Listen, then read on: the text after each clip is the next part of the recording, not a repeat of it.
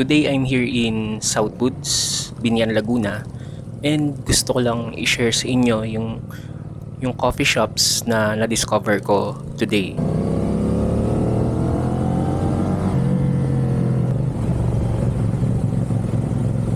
And pupunta lang ako ng Southwoods actually to go to Starbucks, but nag-decide ako na mag-ikot. And yun nga, na-discover ko yung dalawang coffee shops dito.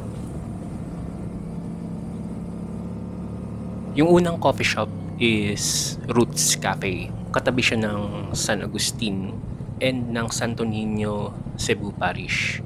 Actually, it's sort like na hidden na cafe. Pag hindi ka familiar sa area, baka hindi mo siya makita. Ang landmark nito is yun nga, sa Santo Niño de Cebu Parish and Colegio San Agustin.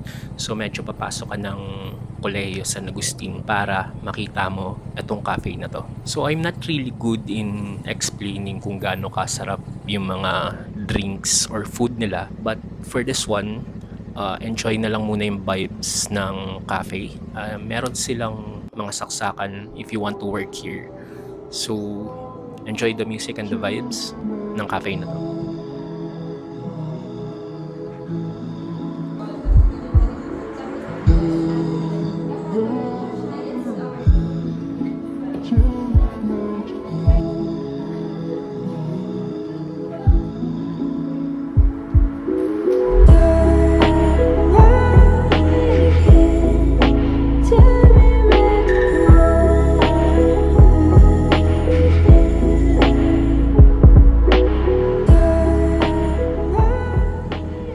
After ng cafe na to, nag-decide ulit ako mag-ikot here in Southwoods. And itong second coffee shop is somewhat hidden din. Located ito dito sa Ruida building besides Coral Center, tapat ng Mercury Drug, dito sa Southwoods. Nasa side siya. So this one is more of parang Instagrammable, elegant type ng cafe.